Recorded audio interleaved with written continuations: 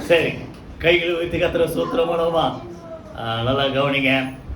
முதல்ல ரோமர்ல 9ஆம் அதிகாரம் 21 2 பாத்திரம் சொல்லுங்க. கனத்துக்குரிய பாத்திரம், ரெண்டாவது கனவீனமான பாத்திரம். புரியுதா? அது கனத்துக்குரிய பாத்திரம் கனவீனமான பாத்திரன்றது உண்டாக்கினவங்கிட்ட தப்பு இல்லை. அது எப்படி வந்ததுன்னா உருவாக்கும் போதே, அதான் நான் சொன்னேன் எரேமியா 18 அதிகாரத்துல உருவாக்கும் போதே அது என்னாச்சு? கெட்டு போச்சு.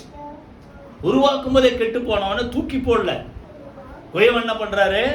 திருப்பி அதே களிமண் அது தூக்கி குப்பையில போட்டு வேற களிமண் எடுக்கல. கெட்டு போன அந்த பாத்திரத்துக்கு உபயோகப்படுத்தப்பட்ட அதே களிமண்ணை எடுத்து திரும்பவுமாக வேற பாத்திரம், எப்படிப்பட்ட பாத்திரமா? தம்முடைய பார்வைக்கு உகந்த சரியான ஒரு பாத்திரமாக அதே களிமண்ணை அந்த குயவன் என்ன செய்தார் சொல்லுங்க? உண்டாக்கினான். அப்ப சொல்ற பின்னால, இந்த குயவன் செஞ்ச மாதிரி நான் உங்களுக்கு செய்ய கூடாதா? அப்போ தேவனுடைய விருப்பம் என்ன? இங்க இருக்கிற ஒவ்வொருவரும் எப்படிப்பட்ட பாத்திரமா இருக்கணும் விரும்புற சொல்லுங்களேன்? கனத்துக்குரிய பாத்திரமா இருக்க விரும்புகிறார். இதற்கு தகுதிப்படுத்துகிறவர் நம்ம ஆண்டவர் தான். கொரிந்தியர்ல சொல்றார், எங்கள் தகுதி தேவனால் உண்டாயிருக்கிறது, எதையாக நாங்கள் செய்வோம் என்பதற்கு நாங்கள் எங்களால் ஒன்றும் முடியாதவர்கள். எங்கள் தகுதி யாராவது உண்டாது? தேவனால் உண்டாயிருக்கிறது. புரியுதா? இப்போ 1 கொரிந்தியர்ல 6ஆம் அதிகாரம் அதை அந்த நல்ல பாத்திரமா நம்மளை எப்படி ஸ்டெப் பை ஸ்டெப்பா பண்றாருன்றதை பார்ப்போம். 1 கொரிந்தியர் 6ஆம் அதிகாரம் எடுத்துங்க. 10ஆம் வசனம் 11ஆம் வசனம் யாராவது ஒருத்தர் வாசிங்க. 1 கொரிந்தியர் 6:10.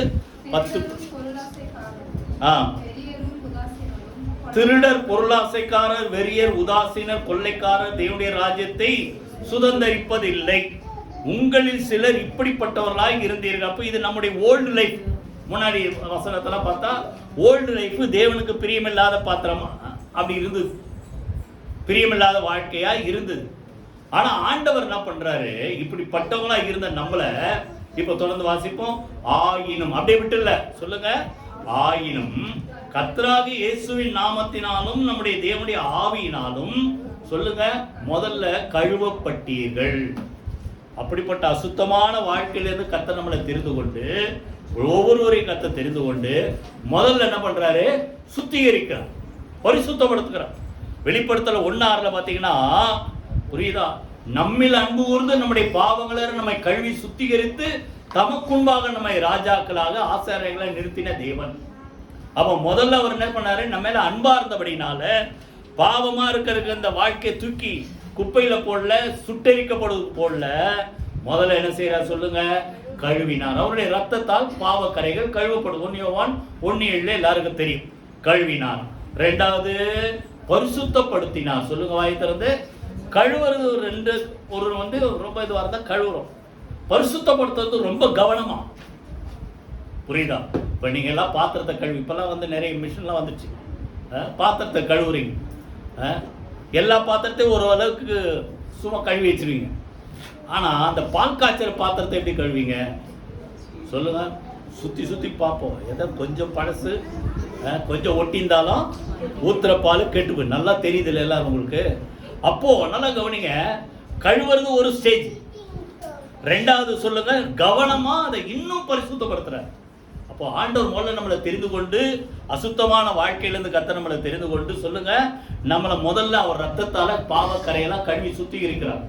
ரெண்டாவது அவர் ஒரு உன்னதமான நோக்கம் வச்சிருக்கார், அவர் ஒரு கோல் வச்சிருக்கார், அவர் ஒரு திட்டம் வச்சிருக்கிறார். எத்தனை பேர் புரியுது? அதற்கேற்றபடி அதற்கு உபயோகப்படுத்தணும்னு நம்மளை பரிசுத்தப்படுத்துகிறார். சொல்லுங்க வாய் திறந்து. பரிசுத்தப்படுத்துகிறார். மூணாவது என்ன பண்றாரு சொல்லுங்க? நீதிமான்களாக்குகிற. இந்த வாழ்க்கையில நம்ம நிலைத்திருந்தா நம்ம நீதிமான்களாக, நீதிமான்களுக்குரிய சுதந்திரத்தை பெற்றுக்கொள்ள கர்த்தர் நம்மளை என்ன செய்யறார் சொல்லுங்க? தகுதிப்படுத்துகிறார். கைகளை வைத்து கர்த்தர் சூத்திரமோனோமா. புரியுதா? அப்போ முதல்ல என்ன செய்யறாரு? கழுவுறாரு சொல்லுங்க. ரெண்டாவது பரிசுத்தப்படுத்துகிறார். மூன்றாவது சுத்திகரிக்கிறார். நீங்க யாத்ரா 30ஆம் அதிகாரத்தில் பார்த்தீங்கன்னா 26ஆம் அதிகாரத்திலிருந்து படிச்சிக்கோன்னா, ஆசரிப்பு கூடாரத்துக்கு என்னென்னலாம் செய்யணும்? உடன்படிக்கை பெட்டி, அப்புறம் கிருபாசனம், அப்புறம் தூப பீடம், அப்புறம் தூப கலசங்கள், அப்புறம் பலிபீடம், அப்புறம் எல்லாத்துக்கும் மேலே மேஜை, குத்துவிளக்கு, புரியுதா? இதெல்லாம் செய்யணும். திரைச்சீலைகள், அப்புறம் அந்த அந்த நிமிர்ந்திருக்கும் பலகைகள் நிறைய இருக்கும்.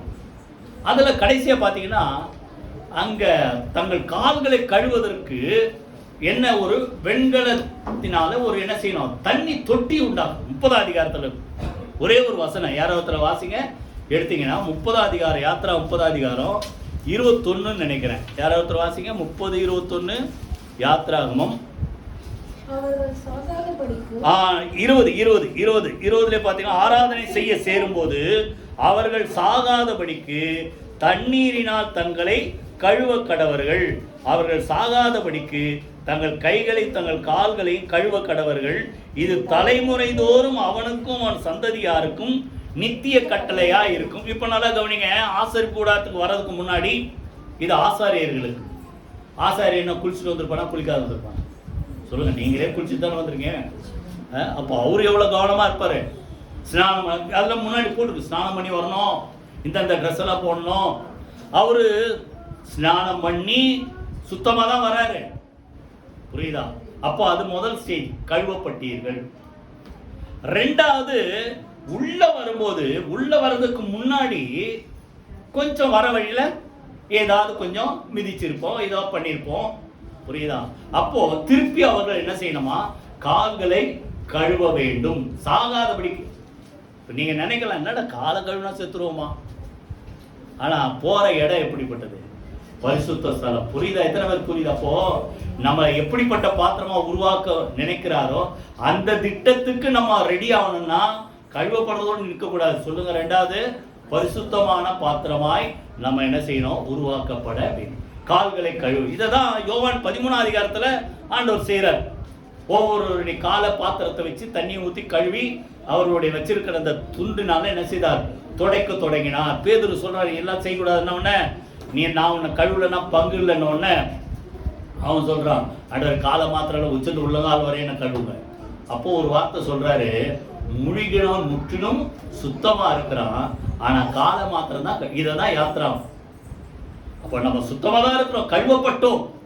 ஆனாலும் அந்தந்த நேரத்தில் ஒரு சில காரியங்கள் நம்முடைய மனசை, நம்முடைய சரீரத்தை, புரியுதா, நம்முடைய நினைவுகளை என்ன செய்யுது, அசுசிப்படுத்தாதபடிக்கு நம்மளை அனுதினம் என்ன செய்யறார் சொல்லுங்க, பரிசுத்தப்படுத்தி கொண்டே இருக்கிறார். கைகளை வைத்து கர்த்தரை ஸ்தோத்திரம். இதுல நம்ம நீங்க நிலைத்திருந்தா உன்னதமான அடுத்த ஸ்டேஜ் என்ன சொல்லுங்க, நாம் நீதிமான்கள் ஆக்கப்படுவோம். கைகளை வைத்து கர்த்தரை ஸ்தோத்திரம் பண்ணுவோமா?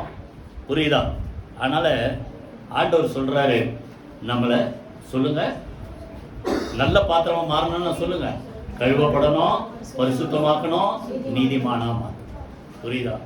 இன்னைக்கு காலையில தொடர்ந்து காலைல எப்பவுமே சர்ச்சைக்கு வர முன்னாடி நீதிமொழிகளும் சங்கீத புக்கு டெய்லி ரெகுலராக படிச்சு இன்னைக்கு படிக்கும்போது 68 சங்கீதம் படித்தேன். அதில் பார்த்தீங்கன்னா, நீங்கள் அதில் வாசிங்க, ஒரே ஒரு வசனம் 13 வாசிங்க, 68-13 வாசிங்க, 68-13. 68-13. நீங்கள் அடுப்பின் நடுவில் அடியில் கிடந்தவர்களாய் இருந்தாலும் வெள்ளியால் அலங்கரிக்கப்பட்ட புறா சிறகுகள் போலவும் பசும்பொன் நிறமாகிய அதன் இறகுகள் சாயலுக்கும் ஒப்பாய் இருப்பீர்கள். இதை எங்க பாஸ்டர் சொன்னதை என்னால் மறக்க முடியாது. எத்தனையோ வருஷத்துக்கு முன்னாடி ஒரு அப்பதான் ஆரம்ப ஸ்டேஜ். நல்லா கவனிங்க, ஏன்னா அடுப்பு நடியில் கிடந்தவனா இருந்தாலும் நம்ம எப்படி இருப்போமா, புறா சிறக போல. புறா சிறகு பார்த்துருக்கீங்களா எப்படி இருக்கும்? வெயில்ல பார்த்தீங்கன்னா ரொம்ப ஷைனிங், அப்படி கதகதன்னு மின்னும். அப்போ அடுப்பு நடியில் கிடந்தவர்களா இருந்தாலும் நம்ம அது அடுப்பங்கரையில இருக்கிற அந்த கரியோ கரையோ நம்ம மேல ஒட்டாதபடிக்கு, உலகத்துக்குள்ளதான் நம்ம இருக்கிறோம். எத்தனை பேர் புரியுது? உலகத்துக்குள்ளதான் இருக்கிறோம். ஆனா உலகத்தின் கரைகள் நம்மளை சேதப்படுத்தாதபடி, கரைப்படுத்தாதபடி புறா சிறகுகளை போல நம்மளை காத்துக்கொள்ளணும். அது என்ன செய்யும்? எத்தனை பேர் புறாவை பார்த்துருக்கீங்க? என்ன பண்ணுவோம்? பட பட பட பட அடிச்சுக்கிட்டே இருக்கும். எதுக்கு அடிக்குது? அதுக்கு என்ன உயிர் போகிற அந்த கடைசி நேரமா அப்படி ஒரு சில பறவை அப்பதான் துடிக்கும். அப்படி இல்லை, படபடன்னு அடிக்கிறது எதுக்கு? அந்த மண் தூசிலாம் மேலே வந்து படியும். அது அது மேலே படாதபடிக்கு அது என்ன செய்யுது? உதறி தள்ளிக்கிட்டே இருக்குது. கை வைத்து கர்த்தரை ஸ்தோத்திரமானதான் நம்மை சுற்றி நெருங்கி நிற்கிற சொல்லுங்க பாவத்தையும் உதறி தள்ளிவிட்டு அவரை நோக்கி என்ன செய்யணும் சொல்லுங்க, நம்ம போய்கொண்டே இருக்கணும். கைகளை வைத்து கர்த்தரை ஸ்தோத்திரம் பண்ணுவோமா? புரியுதா? அதனால நம்ம கழுவப்பட்டோம், சொல்லுங்க, பரிசுத்தப்படுத்தப்பட்டோம், நீதிமான்களாக்கப்பட்டோம். இப்படி இருந்தா நம்மளை வச்சு கர்த்தர் பெரிய காரியங்களை செய்வார். கைகளை வைத்து கர்த்தர் ஸ்தோத்திரம். புரியுதா? வெள்ளியிலிருந்து எதை நீக்கணும்? களிம்பை நீக்கிவிடு, அப்பொழுது தட்டானால் சொல்லுங்க நல்ல உடைமை பிறக்கும். அப்போ களிம்பை நீக்கலைன்னா அது நல்ல உடைமையா இருக்காது. நல்ல ஒரு நகையோ ஏதோ ஒன்று அந்த ஹீட் ஆக்கி அதில் இருக்கிற அழுக்கு மண்ணெல்லாம் வெளியே போனாதான் நல்ல பலபலன்னு இருக்கிற நல்ல சுத்த வெள்ளி. பொண்ணும் அப்படிதான், கோல்டும் அப்படிதான், நல்லா ஹீட் பண்ணி எல்லாம் வெளியே போனாதான். புரியுதா? அப்போ கர்த்தர் நம்மளை இதற்கெல்லாம் நல்ல ஒரு பாத்திரமா, நல்ல ஒரு உடைமையா நம்ம உருவாக்கப்படணும்ட்டு கர்த்தர் நம்மளை என்ன செய்யறார் சொல்லுங்க, அனுதினமும் நம்மளை அதற்கென்று அந்த சுத்திகரித்து கொண்டே இருக்கிறார். இப்போ இந்த கனமுள்ள பாத்திரமா இருந்தா இதை தான் நமக்கு தேவை. இப்போ வாசிங்க 2 தீமோத்தேயு 2 அதிகாரம் 19 இருந்து யாராவது வாசிங்க. 2 தீமோத்தேயு 2 அதிகாரம்.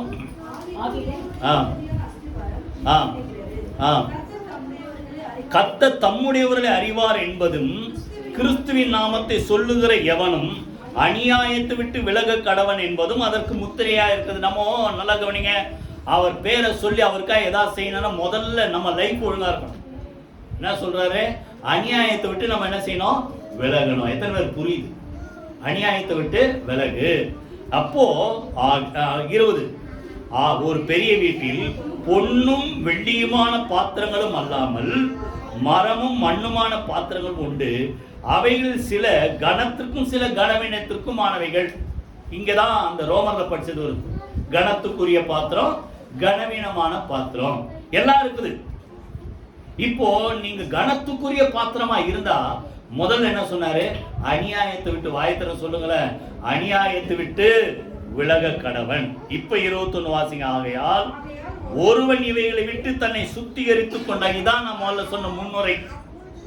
நம்மளை ஸ்டெப் பை ஸ்டெப்பா கழுவுனாரு, பரிசுத்தப்படுத்துறாரு, கடைசியில அவரை போல நம்மள அவருடைய சாயல்ல நம்மளை மாத்துறாரு.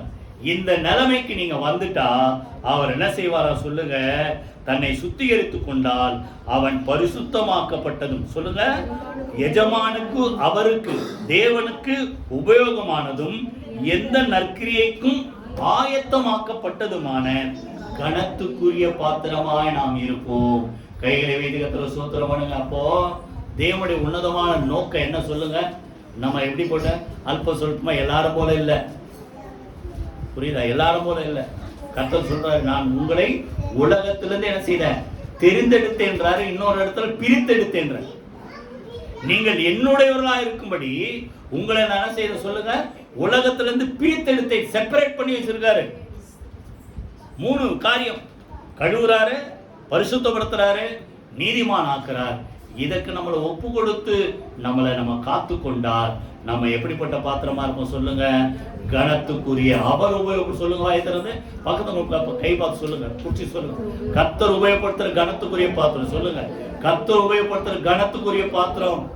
புரியுதா? நீங்க நினைக்காதீங்க என்னையுமா உங்களையும் உபயோகப்படுத்த, பின்னால சொல்றேன் எப்படி உபயோகப்படுத்துறார். புரியுதா? அப்போ உபயோகப்படுத்தும் போது புரியுதா கனத்துக்கு உரிய பாத்திரமா இருக்கு. இப்போ ஒரு 3 காரியம் ரொம்ப சுருக்கமா பார்த்து முடிச்சிரு. இனிமேல் தான் முக்கியமானது. இது இவ்வளவு சொன்னது, அதுக்கு என்ன செய்யணும் 3 காரியம். முதல் காரியம் நம்ம ஏற்கனவே கொஞ்சம் படிச்சிட்டோம். சங்கீதம் படிக்கும்போது 149:9 படிச்சோமா? இந்த கணம் வாசிங்க தொடர்ந்து. 149 படிச்சோமே சங்கீதம் 9. இந்த கணம் அவருடைய பரிசுத்தவான்கள் யாவருக்கும் உண்டாக. இந்த கணம், இந்த கணம் ராஜாக்களை கட்டுகிற கணம். சொல்லுங்க வாயை திறந்து. மேன்மக்களை கட்டுகிற கணம் அப்படின்னா என்ன அர்த்தம்? உங்களுக்கு விரோதமா எழும்புகிற சத்துருடைய அதிகாரத்தை மேற்கொள்ளும்படியான ஒரு வல்லமையும் அதிகாரமும் கர்த்தர் நமக்கு கொடுத்து நம்மளை கர்த்தர் கனப்படுத்துறார். கைவீதி கர்த்தர் சூத்திரமா? புரியுதா? நான் தொடர்ந்து படிக்கும் போது என்னால மறக்க முடியாத சம்பவங்கள். யோர்தான ஆண்டவர் தான் பழக்கிறார். ஏற்கனவே செங்கடலை சொல்லுங்க யார் தான் பழந்தார்? ஆண்டவர் தான் பழந்தார். ஆனா ஆண்டவர் பழக்கிறதுக்கு முன்னாடி யாரை வச்சு பழந்தாரு? மோசே கூப்பிடுறார், உன் கோலை நீட்டு. சொல்லுங்க, ஆண்டவர் என்ன சொல்றாரு? உன் கோலை சமுத்திரத்துக்கு நேரம் நீட்டுன்னு அவன் நீட்டுறான், அப்புறம் பழக்குது. அப்போ அவர் தான் செய்யறாரு. அதுக்கு பின்னால பார்த்தா மோசேயின் மேல அவர்கள் என்ன செய்தார்கள்? விசுவாசம், தேவன் மேல மோசே மேல என்ன செய்தார்கள்? விசுவாசம் வைத்தார். கர்த்தரை அவருக்கு கனப்படுத்துறாங்க. அதை விட்டுறேன், விசுவாசம் நம்ம அவர் மேல வைக்க தேவையில்லை, ஆண்டவர் மேலதான். ஆனா இது பாயிண்ட் என்ன? கர்த்தர் மோசே என்ன செய்யறார்? கனப்படுத்த. அது முதல் சந்ததி. 40 வருஷம் கழிச்சு 2வது சந்ததி எழுப்பும் போது செங்கடலுக்கு பிளந்த மாதிரி எதை பிளக்கணும்? யோர்தான் தடையா நிக்குது, யோர்தானை பிளக்கணும். அங்க யாரை வச்சு யூஸ் பண்றாரு சொல்லுங்க? யோசுவா வச்சு யூஸ் பண்றாரு. அதை யோர்தான் கரை புரண்டு ஓடுதான். ஆனா அதை பிளந்து வழி உண்டாக்கி அதை கடந்து போனோம். அதே ஆண்டவர் தான் செய்யறாரு. அங்க என்ன சொல்றாரு? யோர்தானுக்கு நேரா உன் கைய நீட்டு. புரியுது? எத்தனை பேர் புரியுது? கர்த்தர் தாங்க செய்யறாரு எல்லாமே. ஆனா உங்க மூலமா செஞ்சு உங்களை கர்த்தர் கனப்படுத்தும்படி சொல்ற. எத்தனை பேர் புரியுது? உங்க மூலமா செஞ்சு உங்களை கர்த்தர் கனப்படுத்தும்படி கர்த்தர் செய்யணும்னா இதுக்கு நீங்க உங்களை என்ன செய்யுங்க?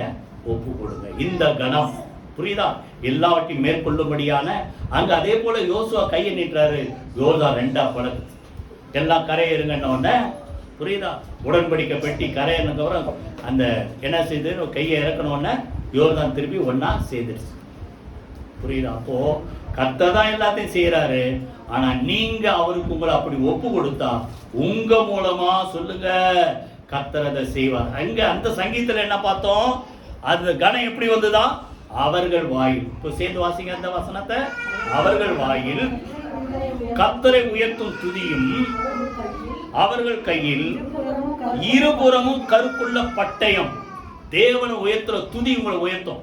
சொல்லுங்க வாயை திறந்து. தேவனை உயர்த்துற துதி தான் உங்களை கனப்படுத்தும். புரியுதா? 2வது சொல்லுங்க, அவருடைய வார்த்தை உங்களை என்ன செய்ய சொல்லுங்க? கனப்படுத்தும். கைகளை வைத்து கத்துற. அதே யோசுவாக்கு முன்னாடி என்ன சொல்றாரு? இந்த நியாய பிரமாணத்தின் வார்த்தை உன் வாயை விட்டு என்ன செய்யாதாக? விலகாதிருப்பதாக. நான் மோசையோடு இருந்தது போல உன்னோடு இருப்பேன். நீ உயிரோடு இருக்கிற சகல நாளும் ஒருவனும் உனக்கு முன்பாக என்ன செய்ய முடியாது? எதிர்த்து நிற்க முடியாது. கைகளை வைத்து கத்துற. சோத்திரம் பண்ணுங்க. அப்போ இந்த துதி, ஆண்டவர் உயர்த்துற அந்த புகழ்ச்சி, பாடல், ஆராதனை, தேவனுடைய நாமம், எத்தனை பேர் புரியுது? இது உங்க வாயில இருந்தா நீங்க கனப்படுத்தப்படுவீங்க. கைகளை வைத்து கர்த்தர் உங்க மூலமா கர்த்தர் செய்வார். 2வது தேவ வார்த்தை உங்க வாழ்க்கையில இருக்கு. தாவீது சொல்றாருல, நான் உமக்கு விரோதமாய் சொல்லுங்க பாவம் செய்யாதபடி இப்படி வாக்கை என் இருதயத்தில் வைத்து வைத்தேன். கைகளை வைத்து கர்த்தர் சூத்திரம். புரியுதா? தேவ வார்த்தை நம்மளை உயர்த்தும். புரியுதா? அந்த வார்த்தைக்கு கனம் கொடுங்க. நீதிமொழிகள் நீங்க அப்புறம் எடுத்து படிச்சுப்பாங்க. அந்த வார்த்தை நீ தேடு, புதையல தேடுற போல தேடு. அப்பொழுது அது உன்னை என்ன செய்யுமா? சொல்லுங்க வாயை திறந்து. அது உன்னை மேன்மைப்படுத்தும். புரியுதா? அப்போ கர்த்தரை துதித்துட்டே இருங்க. தேவ வார்த்தையை தியானித்து கொண்டே இருங்க. அந்த வார்த்தையை பேசிக்கிட்டே இருங்க. கர்த்தர் உங்கள் வாழ்க்கையில உங்களை என்ன செய்வார்? எல்லா மக்களுக்குமே வாயத்தில் சொல்லுங்களேன், மேலாக கர்த்தர் என்ன செய்வார் சொல்லுங்க? கனப்படுத்துவார். உபாகமத்துல பாத்தீங்கன்னா 1ஆம் வசனத்துல 2ஆம் வசனத்துல இருந்து 14ஆம் வசனம் வரைக்கும் வரிசை ஆசீர்வாதம் எல்லாமே இருக்குது. அதுல அடங்கிடும். உங்க குடும்பத்துக்கு என்ன தேவை எல்லாமே அதுல இருக்குது. உங்க லைஃபுக்கு என்ன தேவை எல்லாமே அதுல இருக்குது. அந்த ஆசீர்வாதம் யாருக்கு பலிக்கும் சொல்லுங்க? நான் சொன்ன இந்த வார்த்தையை கேட்டு அதன்படி, 1ஆம் வசனம், அதன்படி செய்கிறவன் எவனோ அப்பொழுது அவனுக்கு இப்பொழுது சொல்லப்படும் ஆசீர்வாதங்கள் எல்லாம் சொல்லுங்க அவன் மேல் பலிக்கும். புரியுதா? கர்த்தர் எல்லா ஜனங்களை பார்க்க உன்னை என்ன செய்வார்? மேன்மையாக வைப்பார். கையில வைத்து கர்த்தர் சூத்திரம். அப்போ தேவ வார்த்தையை நீங்க கனம் பண்ணுங்க. தேவ வார்த்தையை தேடுங்க. அருமையான ஒரு மனுஷன் சொல்றான், என்ன அந்த எனக்கு கிடைத்த ஆகாரத்தை பார்க்கல அதிகம். புரியுதா? நான் என்ன செய்தேன்? அதை உட்கொண்டேன். அவரு தாவீது சொல்றார், அநேகமாயிரம் சொல்லுங்க பொன் வெள்ளி பார்க்க நீர் விளம்பின வேதமே எனக்கு நலம். புரியுதா? அப்ப நல்லா கவனிங்க. தேவ வார்த்தையை தியானிங்க, அதை பேசுங்க. 2வது சொல்லுங்க, கர்த்தரை துதித்து கொண்டே இருங்க. கர்த்தர் உங்களை மேன்மைப்படுத்துவார். கையில மீது கர்த்தரை சோத்திரம் பண்ணணும். அப்போஸ்தலர் நடவடிக்கைகள் 16ஆம் அதிகாரம் ஒரு சம்பவம் நடக்கும், எல்லாருக்கும் தெரியும். என்னது? பவுலும் சீலாவும் அசுத்தாவியை துரத்துனாங்க, குறி சொல்ற ஆவியை துரத்துனாங்க. உடனே அவனை போட்டு அது ஆவி போனோடனே ஆதாயம் கிடைக்கலன்னு என்ன பண்ணாங்க? போட்டு அடின்னு அடிச்சு ஜெயில 2 காலை எடுத்து தொழு மரத்துல மாட்டி வச்சிட்டாங்க. நம்மளை கொண்டு போய் இப்படி வச்சா அவர்கள் வாயில் கர்த்தரை உயர்த்தும் துதியும் எத்தனை பேருக்கு இருக்கும்? என்ன ஆண்டவர் உங்களுக்காக ஊழியம் செஞ்ச, எனக்கு ஏன் இந்த கதி சொல்லுவீங்களா? அவங்க என்ன செஞ்சாங்க? அதெல்லாம் சொல்லலை. பாடினாங்க, ஜெபம் பண்ணாங்க. வாயத்திற்கு சொல்லுங்க. அவர்கள் அந்த நேரத்தில் என்ன செய்தார்கள்? பாடி கர்த்தரை துதித்தார்கள். தேவனுடைய சமூகத்தில் என்ன செய்தார்கள்? ஜெபம் பண்ணாங்க. நடந்தது என்ன? சிறைச்சாலையின் அஸ்திவாரங்கள் அசைந்தது. எல்லாருடைய கட்டுகள், இவங்க கட்டும் சரி, அங்க உள்ள ஏற்கனவே இருக்கிற ஜெயில எத்தனை வருஷமா இருந்தாலும் தெரியல, எல்லாருடைய கட்டு கழண்டது. ஆனாலும் ஒண்ணு, எவனும் ஓடி போல. இது ஒரு அதிசயம் இல்லை? எத்தனை பேர் ஜெயில போட்டா எப்படா வெளியே போலான்ட்டு வழி பார்த்துன்னே இருப்பான். இது வழியா ஓடலாமா, அது வழியா ஓடலாமா. இப்போ கதவெல்லாம் திறந்துச்சு, செயினெல்லாம் இருந்துச்சு, கட்டெல்லாம் இருந்துச்சு, விடுதலையா இருக்கலாம். எவனும் ஓடி போல. அப்ப என்ன அதிசயம்? அவன் ஒவ்வொருவருக்கும் ஒரு தேவ பயத்தை கத்தர் கொடுத்துட்டார். கை வீதி கத்தர் சூத்திர போனோமா, புரியுதா? எல்லாத்துக்கும் மேல இவங்கெல்லாம் ஓடிட்டாங்க. அவ்வளவுதான், நம்மளை கொண்டு போய் அந்த ரோமர், அந்த அரசாங்கம் நம்மளை சித்திரவதை பண்ணுன்ட்டு ஜெயிலர் என்ன பண்றாரு? தன்னைத்தானே குத்திக்க போறாரு. குத்திக்க போகும்போது பவுல் அங்கிருந்து சொல்றாரு, நீ உனக்கு ஒரு கெடுதி செஞ்சுக்காத, யாரும் ஓடல, எல்லாரும் இங்கதான். இது இப்ப எதுக்கு இதை சொல்ல வந்தேன்னா, அந்த அதுக்கப்புறம் என்ன ஆச்சு சொல்லுங்க. அப்பொழுது அந்த ஒரு வார்த்தை எடுங்க, அவன் கால்களில் அந்த விழுந்து, அது அந்த வார்த்தை, அவன் கால்கள் பவுலுக்கும் சீலாவுக்கும் முன்பாக அவன் காலில் வந்து விழுறான். யாரு? பெரிய ஒரு ஆபீஸ் ஜெயிலர். எத்தனை பேர் புரியுது? அவன் நீங்க கர்த்தரை உயர்த்துற துதி உங்க வாயில இருந்தா, புரியுதா? கர்த்தர் உங்களை என்ன செய்வார் சொல்லுங்க? உயர்த்துவார். கையில வைத்து கர்த்தரை சூத்திரம் பண்ணுமா. இந்த கணம் எப்படி? யார் யார் வாயில கர்த்தரை உயர்த்துற துதி, அதுக்குதான் இந்த அரேஞ்ச்மெண்ட்லாம் செஞ்சேன். சீக்கிரம் வந்து பாடணும். எத்தனை புரிஞ்சிச்சே இப்போ உங்களுக்கு? சீக்கிரம் வந்துரு. இன்னைக்கு வந்து பெருசு இல்லை, ரெகுலரா சீக்கிரம் வந்துரு. சரியா? சரி, நேரம் இல்லை. அடுத்தது யாரை கர்த்தர் கனப்படுத்துறார்? முதல்ல அவரை உயர்த்துறவங்க, அவரை துதிக்கிறவங்க, அவர் வார்த்தையை பேசுறவங்க, அவர் நாமத்தை சொல்றவங்க. ரெண்டாவது யோவான் 12 அதிகாரம். இது எல்லாருக்கும் தெரிந்த ஒரு வார்த்தை தான். 12:26 யாராவது வாசிங்க. 12:26 யோவான் 12:20. ஒருவன் எனக்கு ஊழியம் செய்வனானால் என்னை பின்பற்ற கடவன். நான் எங்கே இருக்கிறேனோ அங்கே என் ஊழியக்காரனும் இருப்பான். ஒருவன் எனக்கு ஊழியம் செய்தால் அவனை பிதாவானவர் கனம் பண்ணுவார். கைகளை வீட்டு கத்திர சூத்திரம் பண்ணுவான் சொல்றாரு. முதல்ல ஒரு சின்ன கண்டிஷன். ஒருவன் சொல்லுங்க ஊழியம் செஞ்சா முதல்ல அவன் என்ன செய்யணும்? என்ன ஃபாலோ பண்ணணும். அப்ப நம்ம யாரை ஃபாலோ பண்ணணும் சொல்லுங்க? இயேசுவை பின்பற்ற வேண்டும். அப்படின்னு அர்த்தம், அவர் வாழ்ந்தா மாதிரி சொல்லுங்க வாயத்திலிருந்து நம்ம வாழணும். புரிஞ்சுதா? இந்த இயேசு என்ன செய்யுது? எபிரேயர்ல 3 அதிகாரம் 12 அதிகாரம் ரெண்டுத்திலே இருக்கு. இந்த இயேசு என்ன செய்யுங்க? கவனித்து பாருங்க. புரியுதா? அப்போ அவரை பார்த்து அவர் எப்படி வாழ்ந்தாரோ அப்படி வாழ்ந்தாதான் நம்ம என்ன செய்யறோம்? அவருடைய லைஃப் என்ன செய்யறோம் சொல்லுங்க? நம்ம பின்பற்றுகிறோம். அப்போ நம்ம அவரை பின்பற்றினால் நிச்சயமா நம்ம ஊழியம் செய்வதற்கு கர்த்தர் நம்மளை என்ன செய்வார் சொல்லுங்க? நம்மளை தகுதிப்படுத்துவார். ரெண்டாவது, அவர் எல்லாவற்றையும் என்ன செய்தார்? சகித்தார். எபிரேயர் 12 அதிகாரத்தில் என்ன செய்ய சொல்லுங்க? தமக்கு விரோதமாய் பாவிகளால் செய்யப்பட்ட இவ்விதமான விபரீதங்களை சகித்த அவரையே என்ன செய்யுங்க? 3ஆம் வசனம், அவரை என்ன செய்யுங்க? நினைத்து கொள்ளுங்கள். அப்ப அவர் லைஃப் நீங்க நல்லா கவனிச்சு அவர் எப்படி இருந்தாரோ அப்படி நம்ம இருக்கணும். எத்தனை பேருக்கு அந்த சகிப்பு தன்மை இருக்கு? செஞ்ச தப்புக்கு செஞ்ச பாவத்துக்கு அவர் தண்டிக்கப்பட்டார். புரியுதா? அவரோ அந்த கல்லனே சொல்றாங்க, நம்ம செஞ்ச பாவத்துக்காக நம்ம தண்டிக்கப்படுறோம். ஆனா இவரோ ஒரு பாவம் ஒரு தவறு என்ன செய்யலையே, நம்ம நியாயப்படி தண்டிக்கப்படுறோம். அவர் ஒண்ணு இல்லையே, நமக்காக அவர் தண்டிக்கப்பட்டார். அப்ப அவர் அதை சகித்தா எத்தனை பேர் புரியுது? நமக்கு என்ன தேவை? வாயத்திற்கு சொல்லுங்க. சகிப்புத்தன்மை. ரெண்டாவது, அவர் வாழ்ந்தபடி பரிசுத்தமா, ஞானமா, கவனமா, இன்னும் சொல்ல போனா அன்பா. அவர் எப்படி வாழ்ந்தார் சொல்லுங்க? சொல்ல மாட்டீங்க, சொல்லுங்க. அவர் அன்பா வாழ்ந்தார். ஃபாலோ பண்றதுன்னா என்ன அர்த்தம்? சொல்ல மாட்டீங்களே. ஃபாலோ பண்றது என்ன அர்த்தம்?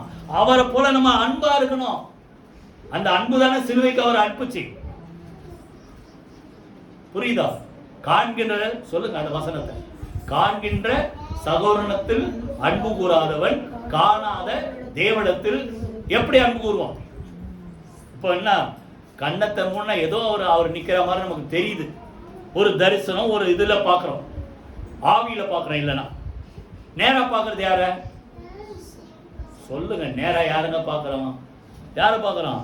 நம்ம ஆளுங்களை தான் பாக்குறோம். உங்க கூட பிறந்தவங்களை பாக்குறோம், சர்ச்ச ஆளுங்களை பாக்குறோம், உங்க பக்கத்து வீட்டுல இருக்கிறவங்க பாக்குறோம். பார்க்கிற அவங்க கிட்ட நீங்க அன்பா இல்லைன்னா சொல்லுங்க, வாய் தரும். பார்க்காத அவர்கிட்ட நான் அன்பா இருக்குன்னு சொன்னா நம்புவாரா?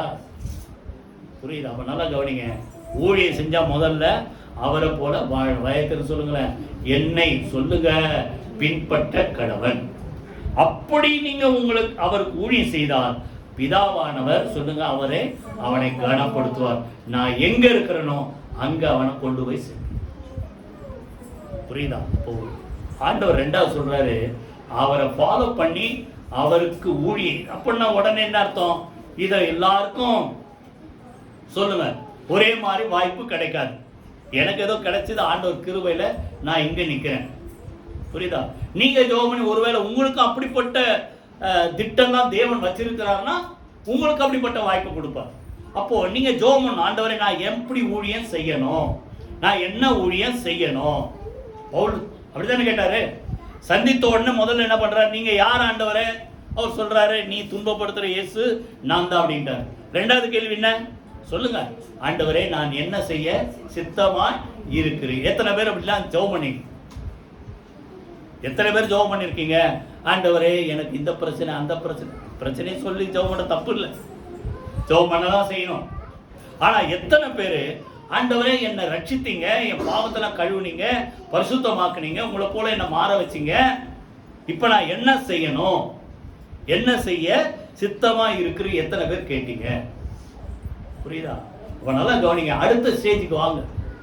அவருக்கு ஊழியம் செய்தால் சொல்லுங்க, வாயத்தை கர்த்தர் உங்களை என்ன செய்வார் சொல்லுங்க? கனப்படுத்து. உங்களால என்ன ஊழியம் முடியுமோ அதை செய்யுங்க. ஒரு வசனத்தை வாசிப்போமா? ரெண்டாவது அடுத்தது 1 தீமோத்தேயு 5 அதிகாரம் 17 18 வாசிங்க. 1 தீமோத்தேயு 5 அதிகாரம் 17 18.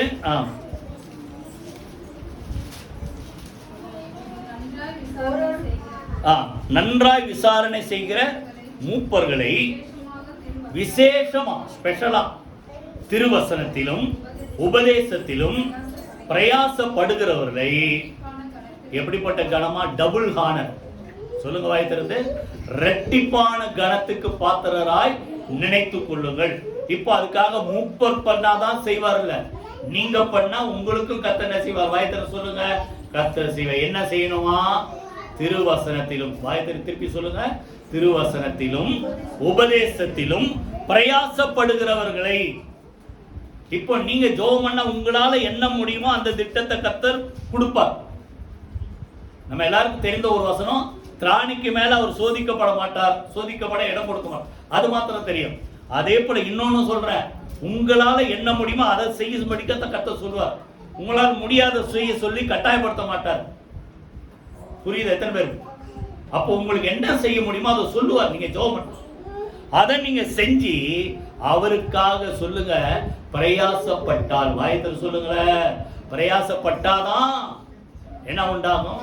இரட்டிப்பான சொல்லுங்க கனம் உண்டாகும். அப்போ அவருக்காக பிரயாசப்படும். 1 கொரிந்தியர் 9 அதிகாரம் ஆண்டவர் சொல்றாரு, 9 அதிகாரம் 9 வசனம், போர் அடிக்கிற மாட்டை சொல்லுங்க. நான் அடிக்கடி சொல்லியிருக்கேன், போர் அடிக்கிற மாட்டை என்ன செய்யாத, வாய் கட்டாத. ஏன்? அந்த மாடு பிரயாசப்படுது. புரியுதா? அந்த அந்த பதரையும் நெல்லையும் தனியா பிரிக்கிறதுக்கு என்ன செய்யுது? பிரயாசப்படுது. அப்போ அதுக்கு பசிக்கும். பசிக்கும் போது கொஞ்சம் அதுல ஏதாவது கிடைச்சா சாப்பிடுக்கும். அதை அலோவ் பண்ணுன்றார் ஆண்டவர். எத்தனை பேர் புரியுது? அப்போ மாடு எஜமானுக்கா உழைக்குது. அந்த உழைக்கிற நேரத்தில் அதுக்கு பசி எடுக்கும், கொஞ்சம் சாப்பிட்றதுக்கு அதுக்கு என்ன செய்யும்? இடம் கூட, அந்த வாயை கட்டாத. பின்னால என்ன சொல்றாரு, தேவன் படிச்சீங்களா, தேவன் மாடுகளுக்காகவே கவலையா இருக்கிறாரோ இல்ல உங்களுக்காக சொல்றாரா? என்ன அழகா எழுதி வச்சிருக்காரு. மாட்டுக்காக எழுதி வச்சிருக்காரு. மாட்டுக்காக எழுதுறது லேவியராமத்துல இருக்கு. இப்ப இங்க எழுதுறது யாருக்கு? நமக்காகத்தான் அதை எழுதியிருக்கிறார். அப்படின்னு அர்த்தம், ஒரு மாடு அந்த எஜமானுக்கு பிரயாசப்பட்டா அதை சாப்பிடுறதுக்கு உரிமை இருக்கிற மாதிரி நீங்க இந்த ஆண்டவராக இயேசு கிறிஸ்துக்கா எதையாக செய்வதற்கு நீங்க பிரயாசப்பட்டா அந்த பிரயாசத்துல உங்களுக்கு நிச்சயமா கர்த்தர் சொல்லுங்க பலன் கொடுப்பார். கையில வைத்து கர்த்தர் சோத்திரம் பண்ணுவோமா? புரியுதா? அதான் திருவசனத்துல உபதேசத்துல நீங்க பிரயாசப்பட்டா டபுள் காண. புரியுதா? அந்த சுவிசேஷத்துக்காக எதை செய்தாலும் அந்த பிரயாசத்துக்கு ஏற்ற பலனை மறந்து விடுவதற்கு தேவன் அநீதி உள்ளவர் அல்ல. அதே ஒண்ணு கொஞ்சம் முடிக்கும் போது 15ஆம் அதிகாரம் முடிக்கும் போது சொல்றாரு 58, ஆதலால் நீங்கள் பிரயாசம் ஒரு நாள் விருதாவா இராது என்று அறிந்து உறுதிப்பட்டவர்களாய் அசையாதவர்களாய் கர்த்தருடைய கிரியில எப்பொழுதும் பெருகிட்டே இருங்க. பிரயாசத்துல பெருகிட்டே இருங்க. உடனே ஒரு சில நேரத்துல பலன் இருக்காது. பலன் கிடைக்கல விட்டுறாதீங்க. எல்லாத்தையும் சேர்த்து நிச்சயமா கர்த்தர் பலன். ஏன்? அவர் அநீதி உள்ளவர் அல்ல. எத்தனை பேர் புரியுது? அப்போ பிரயாசப்பட்டுக்கிட்டே இருங்க. அப்ப அந்த எல்லாத்தையும் பலனை சேர்த்துக்கிட்டே வருவார். நீங்களே இப்படியா அப்படின்ட்டு அந்த அளவுக்கு கர்த்தர் உங்களை என்ன செய்வார் சொல்லுங்க? கனப்படுத்துவார். கைகளை வைத்து கர்த்தர் சொல்றப்போ உங்களால என்ன முடியுமோ அவருக்காக எதையாவது செய்யுங்க. கர்த்தர் உங்களை என்ன செய்வார் சொல்லுங்க? கனப்படுத்துவார். மூன்றாவது, கடைசியா மூன்றாவது, லூக்கா 14ஆம் அதிகாரம் 10, 11 2 வசனத்தை வாசிங்க. லூக்கா 14ஆம் அதிகாரம் 10ஆம் வசனம் 11ஆம் வசனம். நீ அழைக்கப்பட்டிருக்கும் போது போய் தாழ்ந்த இடத்தில் உட்காரு. அப்பொழுது உன்னை அழைத்தவன் வந்து சிநேகிதனே உயர்ந்த இடத்தில் வாரும் என்று சொல்லும் போது உடனே கூட பந்தியர்களுக்கு முன்பாக உனக்கு என்ன உண்டாகும்? கணம் உண்டாகும். கைகளை வைத்து கர்த்தர் அது என்ன? அங்க விருந்துக்கு போனா அவர் பார்க்கிறார் எல்லாம் எங்க நல்ல பெரிய ஹையஸ்ட் பிளேஸ், ஹானரபிள் பிளேஸ், அங்க போய் உட்காந்துக்கினாங்க. அப்பதான் சொல்றாரு, நீயா போய் உட்காராத, நீ முதல்ல எங்க உட்காரு? தாழ்ந்த இடத்துல உட்காரு. புரியுதா? இப்போ ஒரு கல்யாணத்துக்கு போறீங்க, இங்க போறீங்க, புரியுதா? நீங்க எங்கேயோ போய் பின்னால உட்காரணும். உட்கார்ந்தா உங்களை பாக்குறவங்க, கூப்பிட்டவங்க, அழைச்சவங்க, என்ன இங்க உட்காந்து அங்க வந்து உட்காரு. அப்போ உங்க சுத்தி பாக்குறவங்க என்னன்னு என்ன அருமையா கனப்படுத்துறாங்க. எத்தனை பேர் புரியுது? உலக பிரகாரமா நான் சொல்றேன். அப்போ நீங்க கர்த்தர் உங்களை உயர்த்துற வரைக்கும் எத்தனை பேர் புரியுது? நீங்க அவருக்கு கீழே அடங்கி தாழ்மையா நடந்து கொண்டா கர்த்தர் உங்களை என்ன செய்வார்? கனம். அப்பொழுது அநேக மக்கள் முன்பாக உங்களுக்கு என்ன உண்டா சொல்லுங்க? கனம். அததான் முடிக்கும்போது சொல்றார், தன்னைத்தான் சொல்லுங்க தாழ்த்துகிறவன், தன்னைத்தான் உயர்த்துகிறவன் தாழ்த்தப்படுவான், தன்னைத்தான் தாழ்த்துகிறவன் உயர்த்தப்படுவான். கைகளை வைத்து கர்த்தரை ஸ்தோத்திரம் பண்ணுங்க. அப்ப நல்லா கவனிங்க, நீங்களா உங்களை உயர்த்தாது, தன்னைத்தானே. இந்த வாரம் திருப்பி ரெகுலரா படிக்கும்போது 1 சாமுவேல் அங்க பாத்தீங்கன்னா அதுல ஒரு வார்த்தை இருக்கும், தாவீதின் பேர் கனம் பெற்றது. 18ஆம் அதிகாரம் முடிக்கும் சொல்லுங்க, வாய் திறந்து. தாவீதின் பேர் சொல்லுங்க கனம் பெற்றது. ஏன் கனம் பெற்றது? ஆண்டவர் சவுலை தள்ளிட்டாருன்னு நல்லா தெரியும். 15ஆம் அதிகாரத்துல சவுலை தள்ளிட்டார், ராஜாவா இல்ல தள்ளிட்டார். 16ஆம் அதிகாரத்துல யார அபிஷேகம் பண்ணிட்டாரு? தாவீது அபிஷேகம் பண்ணிட்டாரு. இப்ப இருக்கிற உலகமா இருந்தா, நான் தான் செலக்ட் பண்ணப்பட்டேன், நீ உன்னை தள்ளிட்ட, நீ போ நிப்பான். இப்போ வந்து அப்படி டக்குன்னு வந்துட முடியாது. நிறைய கோர்ட்டு கேஸு, பெரிய இதெல்லாம் இருக்கு, வழக்கெல்லாம் இருக்கு. ஆனா அந்த காலத்துல நீங்க இந்த பைபிள் படிச்சு பாருங்க, ராஜாக்கள் எல்லாம் படிச்சு பார்த்தீங்கன்னா இருப்பான், திடீர்னு ஒருத்தன், அவன் வேலைக்காரன் ஒருத்தன் எந்திரிப்பான், அவன் தளபதி ஒருத்தன் எந்திரிப்பான், இவனை வெட்டிட்டு அவன் ராஜாவாயிடும். அப்போ அந்த காலத்துல அதுக்கெல்லாம் நியாய திருப்பி எதுவுமே கிடையாது. அப்போ அந்த காலம் அப்படிதான் இருந்தது. ஆனா இந்த தாவீது நல்லா கவனிங்க, 2 தடவை அந்த சவுலை இவன் கையில ஆண்டவர் ஒப்பு கொடுத்துருக்கிறான். ஒரு தடவை அந்த மலஜலாதிக்கு போகும்போது, இன்னொரு தடவை கெபியில தூங்குறான். 2 தடவை சொல்றாங்க, புரியுதா? இதுக்கு தானே நீ வெயிட் பண்ண, சவுல உன் கையில அவன் உன்னை கொல்ல நினைக்கிறான் தானே நீ ஊரை விட்டு ஓடி அங்கங்க ஒளிஞ்சிருக்க. இப்போ கர்த்தர் அவனை உன் கையில ஒப்பு கொடுத்துருக்கிறார, நீ ஏன் ஓடி ஒளியணும்? கொண்டுட்டு நீ ராஜாவாயிடு. இடம் கொடுக்கல. புரியுதா? கர்த்தர் அபிஷேகம் பண்ணின மேல் என் கைய நான் என்ன செய்ய மாட்டேன் சொல்லுங்க, போட மாட்டேன் அப்படின்ட்டு கர்த்தர் அவனை உயர்த்துற வரைக்கும், அந்த காலம் வருகிற வரைக்கும் தாவீது என்ன செய்தான் சொல்லுங்க, காத்திருந்தான். அதனாலதான் அவன் பேர் என்ன செய்யப்படும் சொல்லுங்க, கனம் பெற்றது. இப்போ இன்னைக்கு நம்ம உலகத்துல நமக்கு என்ன செய்யணும்? இப்போ ஒரு வசனம் வாசிங்க, 1 பேதுரு 5ஆம் அதிகாரம் 6ஆம் வசனம். யாராவது வாசிங்க, 1 பேதுரு 5ஆம் அதிகாரம் 6ஆம் வசனம். கவனிங்க, ஏற்ற காலத்திலே சொல்லுங்க, யார் நம்மளை உயர்த்தணும்? அத புரிஞ்சுங்க. நம்மளா ஒரு சான்ஸ் கிடைச்சிடா அவனை மட்டம் தட்டி நான் வந்துடுறேன், உலகத்தில் நடக்கும். நம்ம அப்படி இல்லை. கர்த்தர் உங்களை உயர்த்துற வரைக்கும், புரியுதா, ஏற்ற காலம் வருகிற வரைக்கும் சொல்லுங்க, அவருடைய பலத்த கரத்துக்குள் என்ன செய்யுங்க, அடங்கி இருங்க. தாவீது அடங்கி இருந்த சொல்லுங்க, தாவீது அடங்கி இருந்தார். புரியுதா? இந்த எஸ்தர் பத்தி பச்சா ரொம்ப நல்லா இருக்கும். எல்லா நாட்டில இருந்து அழகான பெண்ணுங்கள்லாம் அகாசுவேர் ராஜாவுக்கு ராணி ஆக்கும்படி செலக்ட் பண்றாங்க. வஸ்தி வந்து ஒரு மேட்டிமே ஏதோ பண்ணான்ட்டு கீழ்ப்படியில. அப்போ எல்லாரும் அந்த அலங்காரம் பண்ணி எங்க அனுப்புறாங்க, ராஜா கிட்ட அனுப்புறாங்க. அப்போ கூட தனக்கு ஸ்பெஷலா ஏதாவது வேணும்னு கேட்கலையாம். யாரு? எஸ்தர். எஸ்தர் ராஜா. அதுக்கப்புறம் நல்லா கவனிங்க, 3ஆம் அதிகாரத்துல நீங்க 2ஆம் அதிகாரத்தை நீங்க படிச்சு பார்த்தீங்கன்னா ராஜாவாக்கிட்டார்.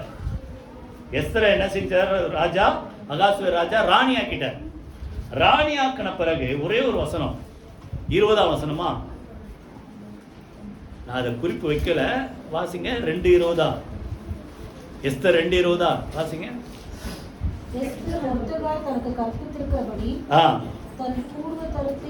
17ஆம் வசனத்துல வஸ்தியின் ஸ்தானத்திலே பட்டத்து ஸ்திரீயாக்கப்பட்டாள், ராணி ஆயிட்டான். ஆனாலும் எஸ்தர் நான் தான் யூத குலத்திலிருந்து வந்தவன்றத சொல்லல. ஏன்னா மொத்தேகா சொல்லி வச்சிருக்கிறான், நீ யாருன்றத டைம் வரும்போது நான் சொல்லும் போது நீ சொல்லு, இப்ப சொல்லாத. புரியுதா? சொல்லி இருக்கலாம். அவ ஒரு தன்னுடைய ஜனங்களுக்கு ஒரு ஆதாயம் தர்றதுக்கு அப்போ கூட சொல்லி இருக்கலாம், சொல்லல. இப்ப இந்த வசனம் தான் ரொம்ப முக்கியம். 20ஆம் வசனம், எஸ்தர் மொர்தெகாய் தனக்கு கற்பித்திருந்தபடி தன் பூர்வோத்தையும் தன் குலத்தையும் தெரிவிக்காதிருந்தால், சொல்லல ராஜாவுக்கு. ஏன்னா எஸ்தர் மொர்தெகாய் இடத்துல வளரும், சின்ன பிள்ளையா இருந்து அவர் தான் வளர்த்திருக்காரு. வளரும் போது அவன் சொல் பேச்சு கேட்டு நடந்தது போல இப்பொழுதும் அவன் சொல் கேட்டு எத்தனை பேர் செய்வாங்க?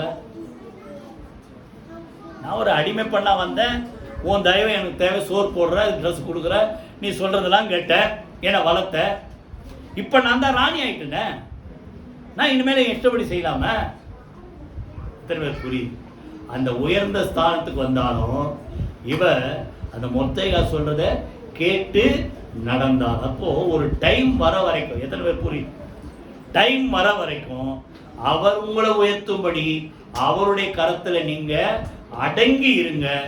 ஏற்ற காலத்திலே கர்த்தர் என்ன செய்வார் சொல்லுங்க, உங்களை உயர்த்துவார். கையில வைத்து கர்த்தர் ஸ்தோத்திரம் பண்ண. யோசேப்பு அப்படிதான், புரியுதா? 39ஆம் அதிகாரத்துல ஜெயிலுக்கு போறாரு. 40ஆம் அதிகாரத்துல அந்த ஜெயில இருக்கிற 2 பேருக்கு கனவு வருது, எல்லாருக்கும் தெரியும். அப்புறம் படிச்சு பாருங்க. ஒருத்தன் சுயம்பாகி, ஒருத்தன் அந்த பான பாத்திரக்காரன். 2 பேர் கனவுக்கு அர்த்தம் சொல்றது, 2 பேர் கனவுக்கு அர்த்தப்படி சொன்னபடி நடந்துச்சு.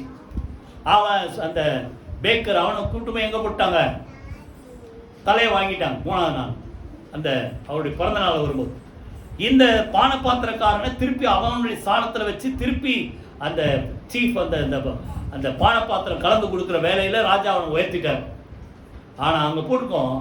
ஆனாலும் அந்த பான பாத்திரக்காரன் யாரை மறந்துட்டான்? யோசேப்பை மறந்துட்டான். எவ்வளவு நாள் மறந்தா? 2 வருஷம் மறந்துட்டான்.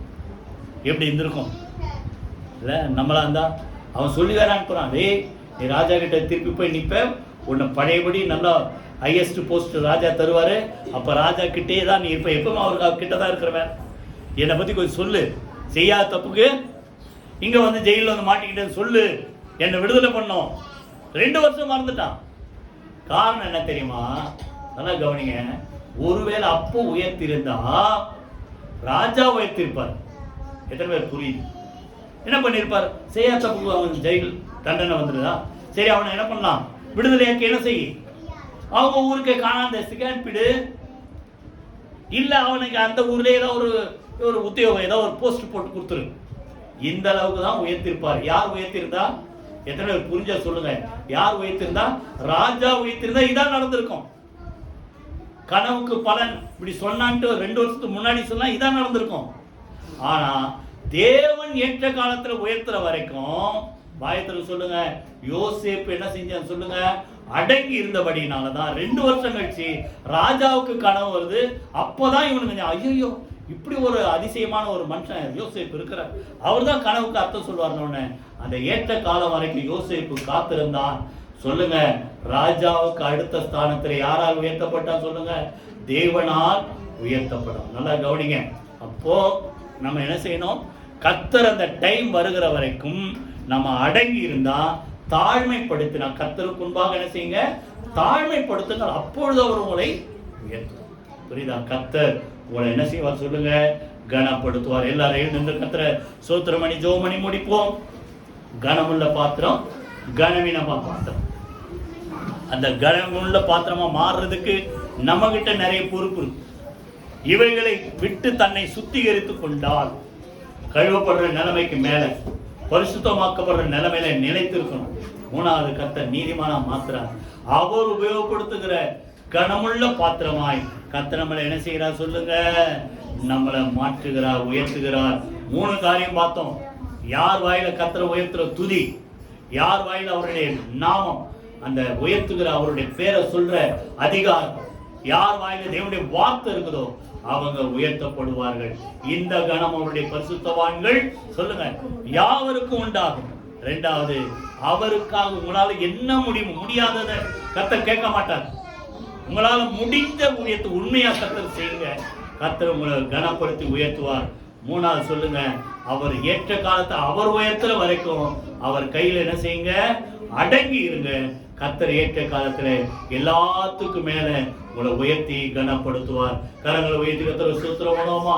ஆண்டவரே உமக்கு நாங்கள் நன்றி செலுத்துறோம். நீர் சொன்ன அந்த வார்த்தையின்படி இங்க இருக்கிற ஒவ்வொரு மக்களையும், பிள்ளைகள் ஒவ்வொருவரையும் கனத்துக்குரிய பாத்திரமாய் ஆண்டவரே நீர் தெரிந்து கொண்டீர். அந்த நோக்கத்தை நாங்கள் உணர்ந்து கொண்டு இந்த பரிசுத்தத்திலே நிலைத்திருக்க, உம்முடைய சித்தத்துக்கு கீழ்ப்படிய, அடங்கி இருக்க, உம்முடைய வார்த்தைகளை சொல்ல, வார்த்தைகளை தியானிக்க, உமக்காக பிரயாசப்பட்டு கொண்டே இருக்க கர்த்தர் அனுக்கிரகம் செய்யுங்க.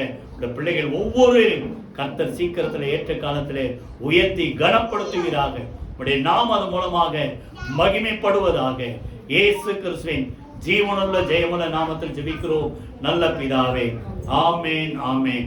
நம்முடைய கர்த்தராகிய இயேசு கிறிஸ்துவின் கிருபையும் பிதாவாகிய தேவனுடைய அன்பும் பரிசுத்தாவியினுடைய அந்யோன்ய ஐக்கியம் நம் அனைவரோடும், சகல பரிசுத்த அனைவரோடும் ஆண்டவராகிய இயேசு கிறிஸ்து வருகமட்டு இருப்பதாக. ஆமென். என் ஆத்துமாவே கர்த்தரை ஸ்தோத்திரி, என் முழுமே பரிசுத்த நாமத்தை ஸ்தோத்திரி. என் ஆத்துமாவே கர்த்தரை ஸ்தோத்திரி, அவர் செய்த சகல உபகாரங்களை மறவாதே. ஆமென், ஆமென். God bless you.